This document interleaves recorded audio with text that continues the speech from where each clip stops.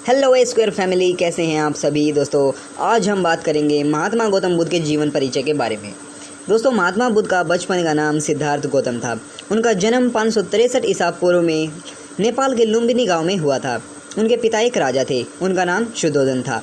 उनकी माता का नाम महामाया था। दोस्तों, उनका जन्म 483 और 563 ईसा पूर्व के बीच शाक्य गणराज्य की तत्कालीन राजधानी कपिलवस्तु के पास लुम्बिनी नेपाल में हुआ था। लुम्बिनी वन जो है दोस्तों, वो कपिलवस्तु और देवदा के बीच जो नौतनवा स्टेशन है उससे 8 मील की दूरी पर स्थित था। कपिलवस्तु की महारानी महामाया देवी जब देवदा जा रही थी तो उन्हें रास्ते में जो है वो प्रसव पीड़ा शुरू हुई और उन्होंने एक बालक को जन्म दिया जिसका नाम सिद्धार्थ रखा गया। गौतम गोत्र में जन्म लेने के कारण वे गौतम भी कहलाए। शाक्यों के राजा शुद्धोधन उनके पिता थे। परंपरागत कथा के अनुसार अगर आपको बताएं तो सिद्धार्थ की माता महामाया जो कोल्य वंश की थी, उनके जन्म के 7 दिन बाद उनकी मृत्यु हो गई थी। उनका पालन पोषण उनकी मौसी और शुद्धोधन की दूसरी पत्नी महारानी प्रजापति गौतमी ने किया। शिशु का नाम सिद्धार्थ दिया गया, जिसका अर्थ होता है वह जो सिद्धि प्राप्ति के लिए जन्मा हो। जन्म समारोह के दौरान जो साधु संत जितने भी वहां आए थे, उन्होंने ये घोषणा की कि आपका ये पुत्र या तो एक महान राजा बनेगा या एक महान ऋषि बनेगा। सिद्धार्थ बचपन से ही करुणायुक्त और गंभीर स्वभाव के थे। बड़े होने पर भी उनकी प्रवृत्ति नहीं बदली। तब पिता ने यशोधरा नामक एक सुंदर कन्या के साथ उनका विवाह करा दिया। यशोधरा ने एक पुत्र को जन्म दिया जिसका नाम राहुल रखा गया। परंतु सिद्धार्थ का मन गृहस्थी में लगता ही नहीं था। एक दिन जब वह भ्रमण के लिए निकले, रास्ते में रोगी, वृद्ध और मृतक को देखा तो जीवन की सच्चाई का पता चला। क्या मनुष्य की यही गति है?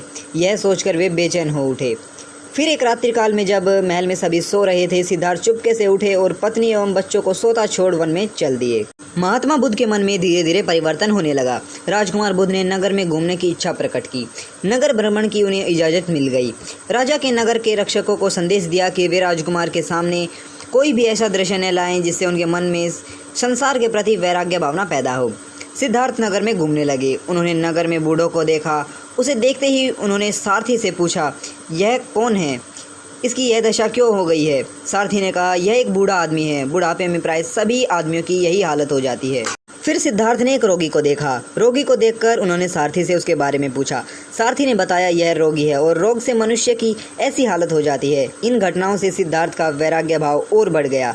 सांसारिक सुखों से उनका मन हट गया। उन्होंने जीवन के रहस्य को जानने के लिए संसार को छोड़ने का निश्चय किया। उन्होंने वन में कठोर तपस्या आरंभ की। तपस्या से उनका शरीर दुर्बल हो गया, परंतु मन की शांति नहीं मिली। तब उन्होंने कठोर तपस्या छोड़कर मध्यम मार्ग चुना। अंत में वे बिहार के गया नामक स्थान पर पहुँचे और एक पेड़ के नीचे ध्यान लगाकर बैठ गए। एक दिन उन्हें ज्ञान की प्राप्ति हुई। वे सिद्धार्थ से बुद्ध बन गए। वह पेड़ बोधि वृक्ष के नाम से प्रसिद्ध हुआ। महात्मा बुद्ध के उपदेश सीधे साधे थे। उन्होंने कहा कि संसार दुखों से भरा हुआ है।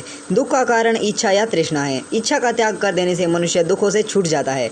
उन्होंने लोगों की बताया कि सम्यक दृष्टि, सम्यक भाव, सम्यक भाषण, सम्यक व्यवहार, सम्यक निर्वाह, सत्य पालन, सत्य विचार और सत्य ध्यान से मनुष्य की तृष्णा मिट जाती है। वह सुखी रहता है। भगवान बुद्ध के उपदेश आज के समय में भी बहुत प्रसिद्ध हैं।